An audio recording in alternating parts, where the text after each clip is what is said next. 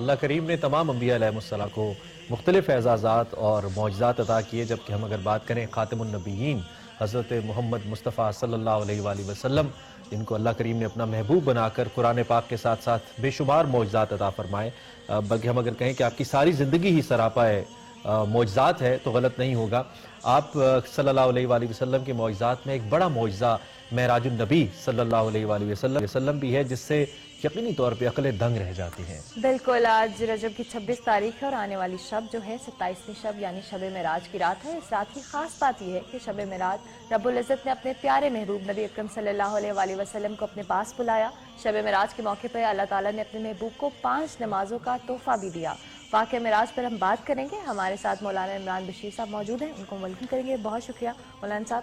واقعہ معراج کے حوالے سے ہم ضرور چاہیں گے کہ آپ اس کے حوالے سے بتائیں بھی، اور دین اسلام میں اس کی اہمیت و فضیلت کے حوالے سے بھی بتائیں۔ بسم اللہ الرحمن الرحیم، نحمدہ و صلی علی رسولہ الکریم۔ آقا تیری معراج کہ تو لوح و قلم تک پہنچا، اور میری معراج کہ میں تیرے قدموں تک پہنچا۔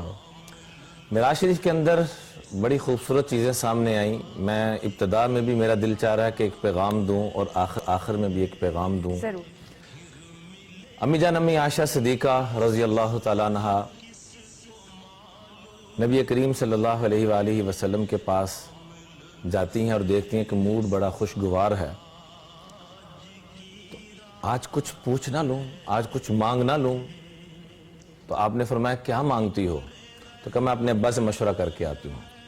تو ابا جان کے پاس چلی گئی، صدیق اکبر کے پاس، تو کہا کہ جا کے پوچھئے کہ شب معراج میں جو خاص راز کی باتیں ہوئیں ان میں سے کچھ تحفہ عطا فرما دیجئے، علم کی طلب دی جا رہی ہے۔ امی جان امی عائشہ کے کہتی ہیں یا رسول اللہ صلی اللہ علیہ وسلم، میرے ماں باپ آپ پر قربان، معراج شریف کا کوئی خاص تحفہ جو آپ کی اور رب کے ساتھ خاص باتیں ہوئی ہوں؟ تو آپ نے فرمایا میرے رب نے یہ بات فرمائی کہ جو بندہ کسی دکھی دل کو جوڑ دے گا، کسی ٹوٹے دل کو جوڑ دے گا، میرا یہ وعدہ ہے کہ اس کو بغیر حساب کے جنت میں دے دوں۔ تو سیدنا صدیق اکبر رضی اللہ عنہ کو جب جا کے یہ بات بتائی تو وہ بجائے خوش ہونے کے رونا شروع ہو گئے۔ تو کہا امی جان نے کہ ابا جان یہ تو بڑی خوشی کا مقام ہے، کہ اس کا مد مقابل، اس کا معکوس بھی دیکھو، اس کو الٹ کیا جائے تو وہ بھی دیکھو کہ جیسے دکھی دل کو جوڑنے والا، کسی کو راحت دینے والا ڈائریکٹ جنت میں جا رہا ہے، تو دل کو تکلیف پہنچانے والا، توڑنے والا، وہ کدھر جا رہا ہے؟ وہ ڈائریکٹ کہاں جا رہا ہے؟ تو ایک تو یہ ہمیں وہاں سے تحفہ ملتا ہے۔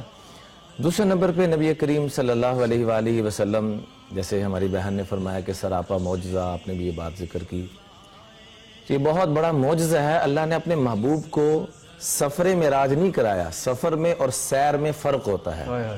سفر ہوتا ہے کہ بھئی جلدی سے پہنچ جائیں، اور سیر ہوتی ہے آرام سے، لیکن اس آرام کے ساتھ نظارے بھی کرائے جاتے ہیں، سارا کچھ کرایا جاتا ہے، لیکن اس کے باوجود قرآن یہ کہتا ہے لیلن، رات کا تھوڑا سا حصہ، کتنا تھوڑا کہ جو اللہ نے پوری کائنات کے نظام کو روک دیا۔ جیسے کوئی وی آئی پی شخصیات آنی ہو تو سارے روڈ بلاک کر دیے جاتے ہیں، سارا نظام جام کر دیا جاتا ہے۔ تو اس کائنات میں سب سے بڑی ہستی جن کو رب نے اپنا دیدار ایسا کروایا کہ ان کے دیدار کا تذکرہ کرتے ہوئے قرآن پاک یہ کہتا ہے ما زاغ البصر وما طغى، کہ آنکھیں چندیائی نہیں۔ عام طور پر نا کہ بندہ کسی چیز کو دیکھتا ہے کہ موسیٰ علیہ السلام اللہ تعالیٰ سے درخواست کر رہے ہیں کہ میں آپ کو دیکھنا چاہتا ہوں، تو فرمایا لن ترانی، آپ مجھے دیکھ نہیں سکتے۔ تجلی دیکھی تو خر موسیٰ صاعقہ، موسیٰ علیہ السلام بے ہوش ہو گئے۔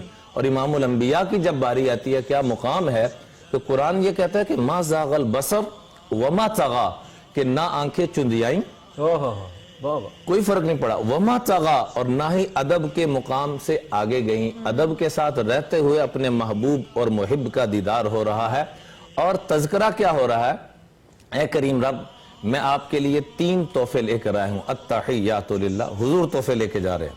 التحیات للہ والصلوات والطیبات۔ اے اللہ، آج تک ایک غلام، ایک عبد اپنے مالک کی جس طرح سے بھی تعریف کر سکتا ہے، وہ میں ساری تعریفیں آپ کے لیے پیش کرتا ہوں۔ والصلوات، انسان اپنے جسم کے ذریعے سے اپنے مالک کی جس طرح خدمت کر سکتا ہے، میں وہ پیش کرتا ہوں۔ والطیبات، تیسری خدمت ہوتی ہے مالی طور پر، وہ ساری میں پیش کرتا ہوں۔ آگے سے اللہ کی طرف سے بھی 3 چیزیں آئیں، السلام علیکہ अय्युहन नबी व रहमतुल्लाहि व बरकातुहू। ऐ मेरे महबूब, आपने 3 चीजें दी, हम भी आपको 3 चीजें देते हैं, सलामती, रहमत और बरकत। कुर्बान जाइए रहमतुल लिल आलमीन पर। आपकी किसी वीआईपी शख्सियत से मुलाकात हो रही हो तो सब कुछ भूल जाते हैं, अपने मामलात को लेके चलते हैं। इमामुल अंबिया, मेरे आपके माँ बाप उन पर कुर्बान, वो वहां पर भी क्या कह रहे हैं, अस्सलामु अलैना व अला इबादिल्लाहिस सालिहीन। अल्लाह, ये 3 तोहफे आपने हमें अता फरमाए, खाली मुझे ना अता फरमाए बल्कि मेरी उम्मत में से जो भी आजिज हो, अब्द कहते हैं आजिजी को। आप जरा गौर कीजिएगा इमरान भाई, मेराज शरीफ का वाकया कुरान पाक में 2 सूरतों के अंदर इब्तदा में अल्लाह ने जिक्र किया, सुब्हानल्लज़ी अस्रा बिअब्दिही, और सूरह नजम के अंदर वन नज्मि इज़ा हवा मा ज़ल्ला साहिबुकुम वमा गवा वमा यंतिक़ु अनिल हवा इला आखिरिही। उसमें आखिर में जिक्र फ़अौहा इला अब्दिही मा औहा। दोनों में अब्दियत का तज़किरा है। क्या मतलब कि रब ने अपने महबूब को जो सारा नवाजा वो इज्ज़ो इनकिसारी की बरकत से नवाजा।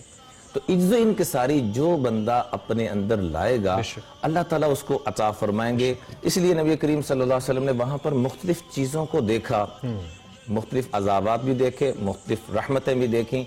अज़ाबात में से एक मैं जिक्र करना चाहूँगा कि कुछ लोगों के 2 रिवायत मिलती हैं कि लोहे की कैंची के साथ, और कुछ में मिलता है कि आग की कैंचियों के साथ होंठ काटे जा रहे हैं। पूछा ये कौन लोग हैं? तो फरमाया हा उला खुतबा फितना, ये वो लोग हैं कि जिनकी जुबानों से फितने फैलते थे, चाहे वो एंकर की सीट पर हो, चाहे वो मिंबर की सीट पर हो, चाहे वो सियासत की सीट पर हो, कहीं पर भी जो उम्मत को तोड़ेगा। हाँ, यकीनी तौर पे कई ऐसी मिसालें और वाकयात इसके अंदर हैं, ऐसे मौजज़े के अंदर हैं जिनको बयान करने जाएंगे, वक्त हमारे पास बहुत कम है। एक तो मैं ये चाहता हूँ कि आप ये भी बता दीजिए कि इस वाक़े का मौजूदा इस्लाम की जो शक्ल है या जिस तरीके से हम अपनी ज़िंदगी गुजार रहे हैं उससे हम कैसे मस्बत असर उसका ले सकते हैं, नंबर 1। और नंबर 2, आज के दिन बहुत सारे लोग इबादत करते हैं, तो नबी करीम सल्लल्लाहु अलैहि वसल्लम ने या असहाबे कराम ने कौन सी ऐसी इबादत हैं जो आज के दिन की, आज के वाक़े की निस्बत से तफवीज़ की हैं जो हमें करनी चाहिए? जी, पहली बात तो ये है कि हम उससे फ़ायदा जो उठा सकते हैं वो ये है कि अस्सलातु मेराजुल मोमिन, नमाज मोमिन का मेराज है। सारी शरीयत ज़मीन पे दी गई, नमाज की बारी आई तो ऊपर बुलाया गया, और 9 मरतबा मूसा अलैहिस्सलाम ने वापस भेजा कि जाइए वापस कम करवा के आइए, जाइए वापस कम कर, 50 से 5 पे आए और कहा ये भी नहीं पढ़ सकेंगे, कहा अब जाते हुए मुझे आर आती है। अब देखें कि अल्लाह ताला का कानून यह है कि ला तब्दील अली कलिमातिल्लाह, अल्लाह का कानून बदल नहीं सकता। महबूब की बारी आई तो क्या किया, कानून बदला नहीं, कम करते करते 50 को 5 करके ये कह दिया कि जो 5 पढ़ेगा सवाब उसको 50 का ही मिलेगा। ठीक, एक तो ये चीज हमें मिलती है। दूसरे नंबर पे अदब का एक मुकाम हमें मिलता है कि नबी करीम सल्लल्लाहु अलैहि वसल्लम जब पहले आसमान पे जाते हैं तो वहां हजरत आदम मिलते हैं, और आखिरी आसमान पे जाते हैं तो हजरत इब्राहिम मिलते हैं। दोनों बाप हैं, दोनों ने नाम लेकर नहीं, मरहमम बिब्न सालेह वन नबी सालेह, मुबारक हो हमारा बेटा नेक, हमारा प्यारा नबी नेक। बकिया तमाम अंबिया ने कहा नबी नेक, मरहबम बिन नबी सालेह वल अखस सालेह, नेक भाई। तो एक अदब का मुकाम हमें ये सबक मिलता है कि हमें कोशिश करनी चाहिए कि नाम की बजाय भाईजान, हमारी बहन, हमारे भाई को बड़े हों, हमारे बुजुर्ग हुआ, ये सब मतलब ये बुनियादी सबक है। मैं चाहता हूँ जरा क्विकली, हमारे पास 2 मिनट तकरीबन, इबादत कौन से ऐसे अमाल हैं जो किए जा सकते हैं? वैसे तो हर रात ही अल्लाह पाक क़याम करने वाले को पसंद फरमाते हैं, इस रात की निस्बत से कुछ खास? वो जैसे आपने कहा ना, हर शब शबे कदर बूद अगर कदर बूद, शबे कदर बेकदर बूद गर कदर न बूद। हर रात ही शबे कदर बन सकती है अगर कदरदानी कर ली जाए। ना कदरे के लिए तो शबे कदर भी बेकदर है। इस रात के अंदर हमें खास तौर पे सलातु तस्बीह का जरूर अल्लाह से मांग कर एहतमाम करना चाहिए, इस्तिग़फ़ार कसरत से करना चाहिए, और जितना सदका खैरात हो सके वो करना चाहिए।